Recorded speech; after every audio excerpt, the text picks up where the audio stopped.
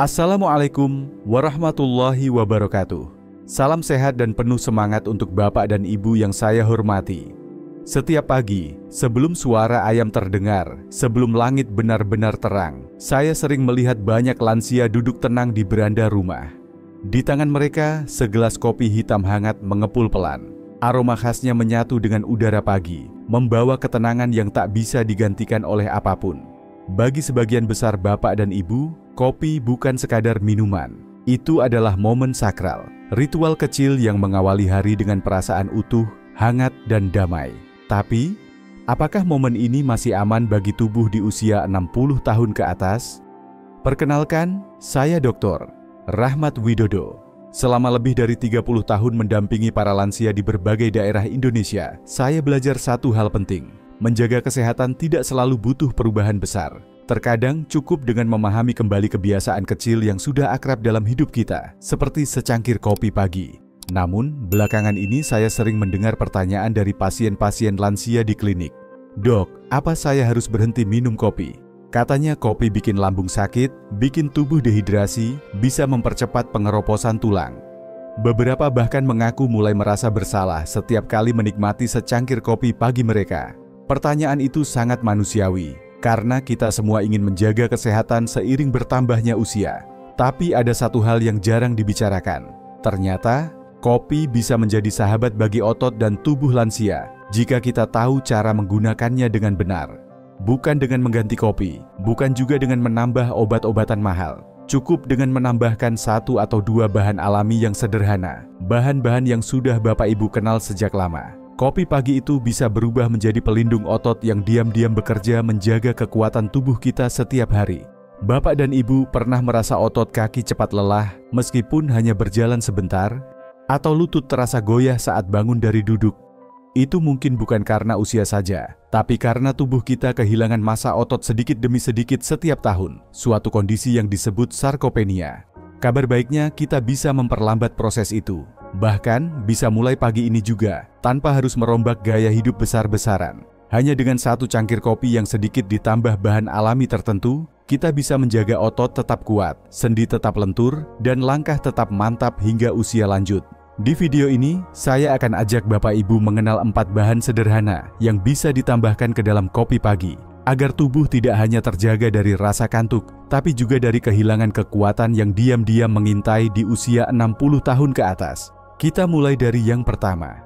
Bapak dan Ibu mungkin pernah mengalami, pagi hari bangun tidur, kaki terasa berat melangkah. Saat hendak berdiri dari kursi, lutut terasa lemah, bahkan butuh pegangan. Lalu muncul pertanyaan dalam hati, kenapa tubuh saya seperti kehilangan tenaga padahal saya tidak melakukan aktivitas berat kemarin? Kondisi ini seringkali dianggap sebagai bagian wajar dari proses menua. Tapi sebenarnya, ada satu penyebab utama yang tidak terlihat jelas namun sangat memengaruhi kualitas hidup lansia, yaitu sarkopenia. Sarkopenia adalah istilah medis untuk menggambarkan penurunan massa otot dan kekuatan tubuh yang terjadi seiring bertambahnya usia. Setelah usia 60 tahun, tubuh secara alami kehilangan sekitar 1-2% massa otot setiap tahun jika tidak dilatih atau dipelihara.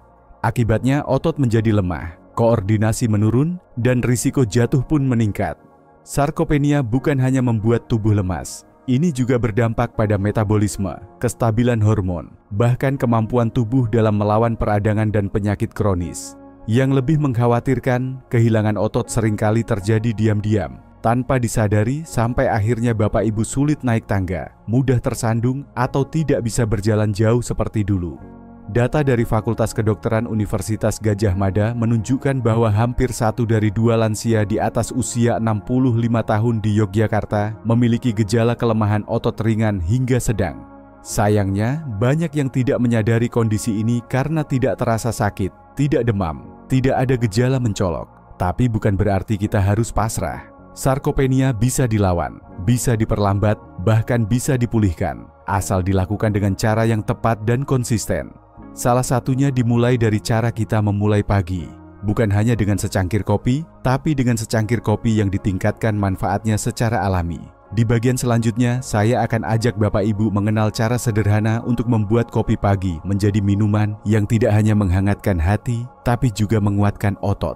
Selama ini, kita mengenal kopi sebagai teman pagi hari, sekadar penghangat tubuh, pengusir rasa kantuk, atau penambah semangat sebelum beraktivitas. Tapi ternyata, kopi bisa lebih dari itu, jauh lebih dari sekadar rutinitas. Bagi bapak dan ibu yang usianya sudah di atas 60 tahun, menjaga kekuatan otot menjadi semakin penting. Otot bukan hanya berfungsi untuk bergerak, tapi juga berkaitan dengan hormon, keseimbangan tubuh, serta daya tahan terhadap penyakit.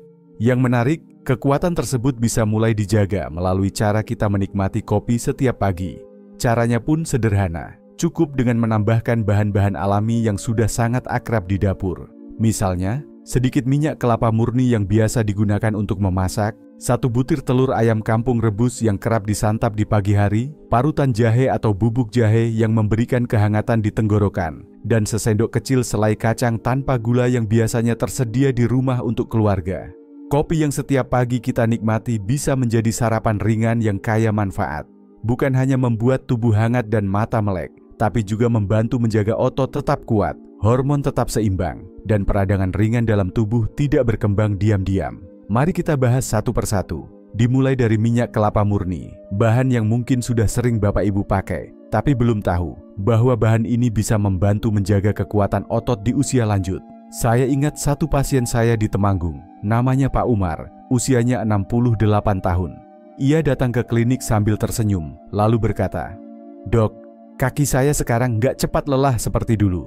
Padahal saya nggak nambah obat apa-apa, cuma mulai menambahkan minyak kelapa ke dalam kopi pagi." Cerita itu bukan hal yang aneh, justru semakin sering saya dengar. Minyak kelapa murni, yang dulunya hanya dikenal untuk memasak atau merawat rambut, ternyata punya manfaat luar biasa untuk tubuh lansia, khususnya dalam menjaga kekuatan otot. Minyak ini mengandung lemak rantai sedang, yang biasa disebut MCT. Lemak ini berbeda dengan lemak biasa, karena lemak ini lebih cepat diserap oleh hati dan langsung diubah menjadi energi dalam bentuk keton. Energi ini sangat dibutuhkan oleh otot dan otak, terutama setelah usia 60 tahun ketika metabolisme tubuh mulai melambat. Otot jadi kesulitan mendapatkan bahan bakar, dan disitulah peran minyak kelapa murni sangat berarti. Bukan hanya soal energi, MCT juga membantu mengurangi peradangan ringan yang sering terjadi di usia tua.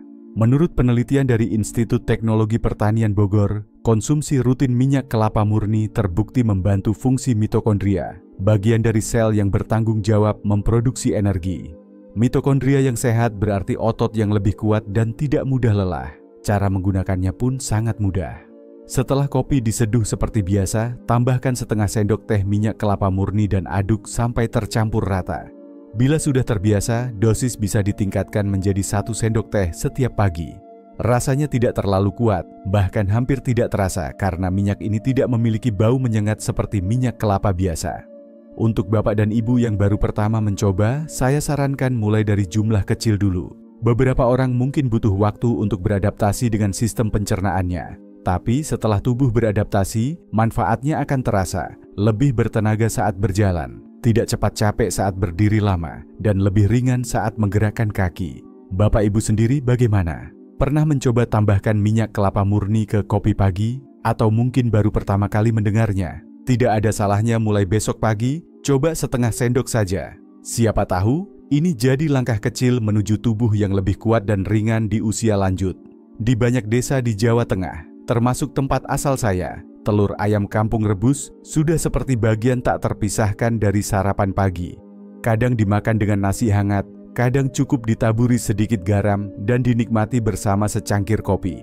Namun sayangnya, tidak banyak yang tahu bahwa kebiasaan sederhana ini justru memberi manfaat besar bagi otot, khususnya setelah usia 60 tahun. Telur bukan sekadar sumber protein.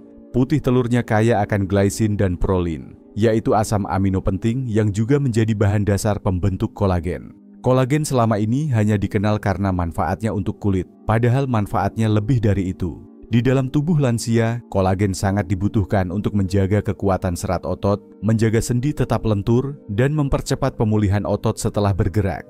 Saya pernah bertemu dengan Ibu Kartini, 67 tahun, seorang pensiunan guru dari Blora.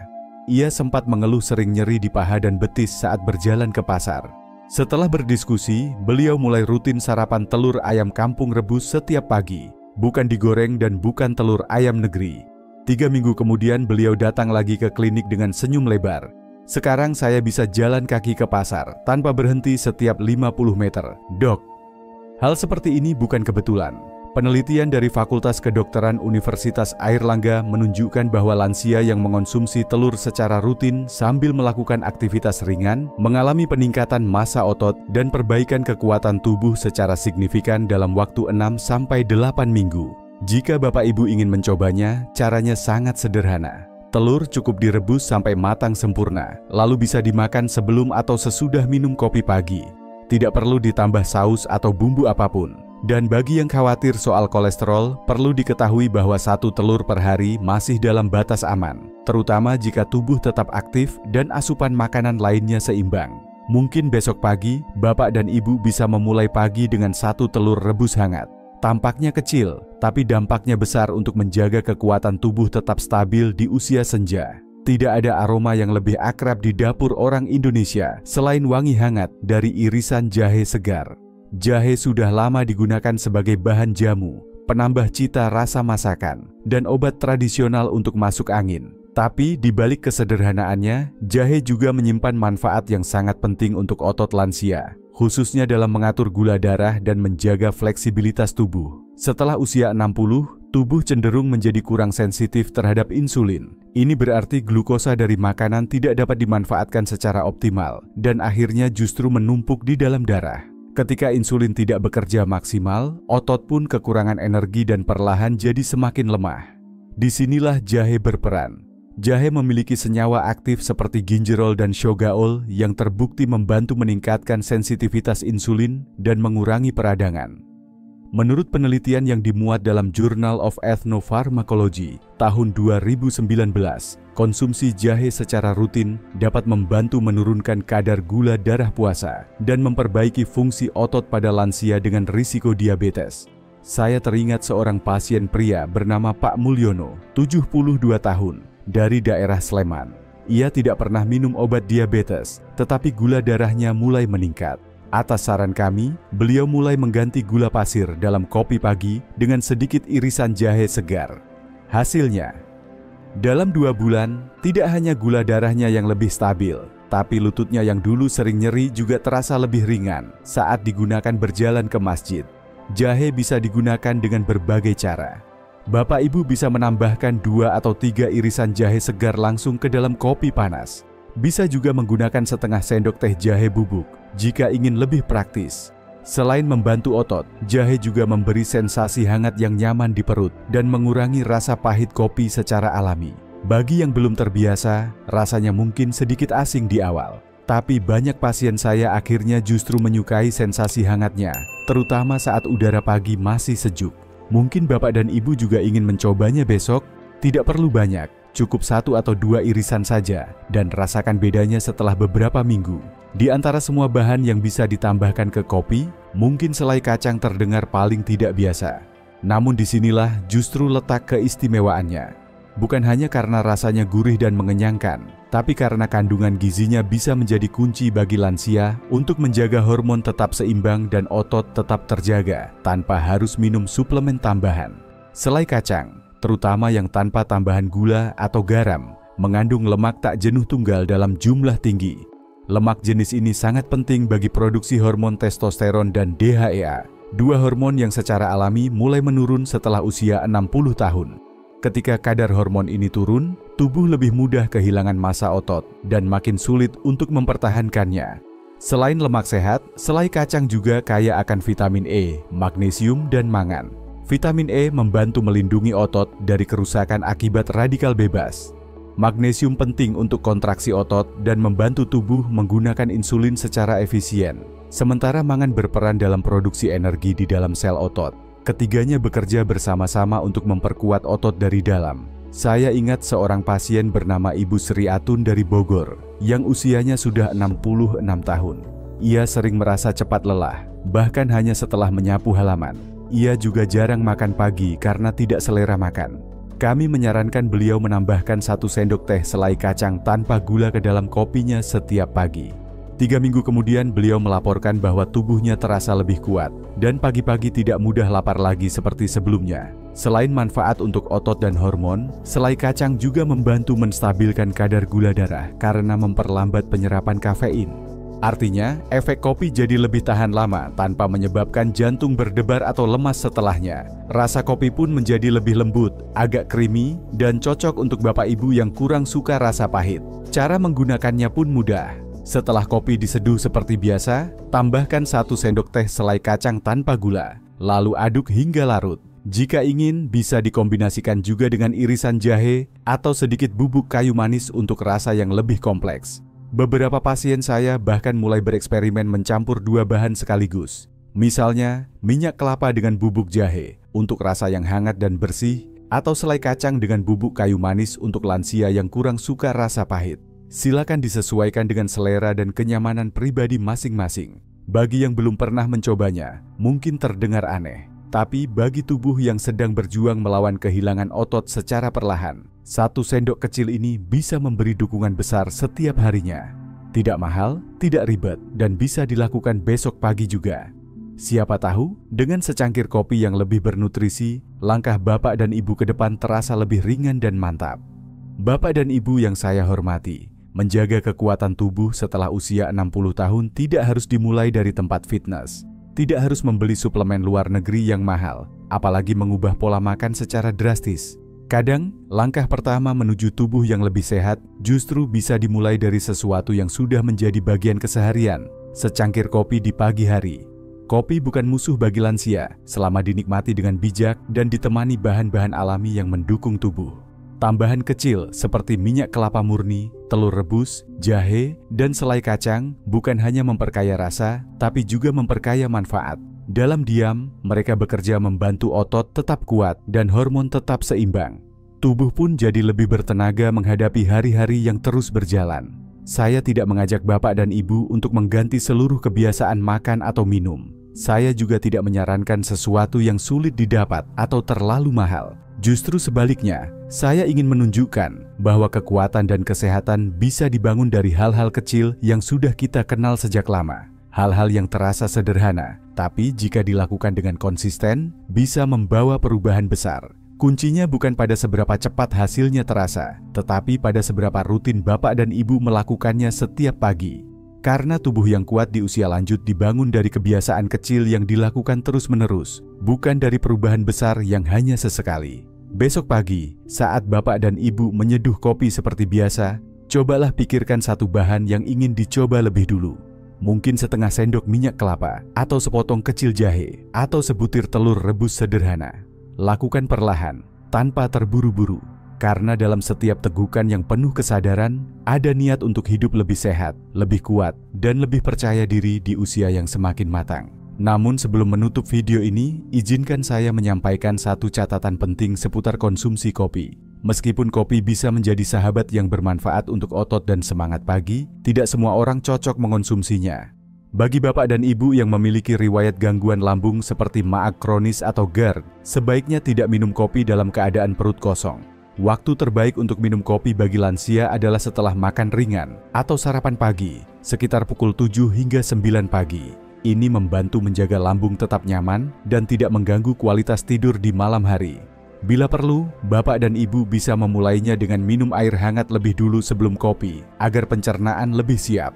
Selain itu, bagi yang memiliki tekanan darah tinggi yang belum terkontrol, detak jantung cepat, sulit tidur di malam hari, atau sedang menjalani pengobatan rutin tertentu, ada baiknya berkonsultasi dengan dokter sebelum menjadikan kopi sebagai kebiasaan harian. Dan 1 hal lagi, konsumsi kopi tetap harus dalam batas wajar. Cukup 1 hingga 2 cangkir per hari, agar manfaatnya tetap terasa tanpa menimbulkan efek samping yang tidak diinginkan. Kalau bapak dan ibu merasa terinspirasi dari video ini, saya undang untuk berbagi cerita di kolom komentar. Apa yang ingin bapak ibu tambahkan ke kopi besok pagi? Saya akan senang sekali membaca dan menjawab satu persatu. Dan jangan lupa untuk menyukai video ini, berlangganan kanal kami, dan nyalakan lonceng notifikasi agar tidak ketinggalan tips kesehatan lainnya. Karena sehat di usia tua bukan mimpi, tapi sesuatu yang bisa kita mulai. Mulai dari sekarang, dari dapur sendiri, dengan secangkir kopi yang setia menemani. Wassalamualaikum warahmatullahi wabarakatuh. Sampai jumpa di video selanjutnya. Dan semoga Bapak Ibu selalu diberi kesehatan dan semangat setiap pagi. Dari saya Dr. Rahmat Widodo, terima kasih sudah menyimak. Semoga kopi besok pagi terasa lebih bermakna.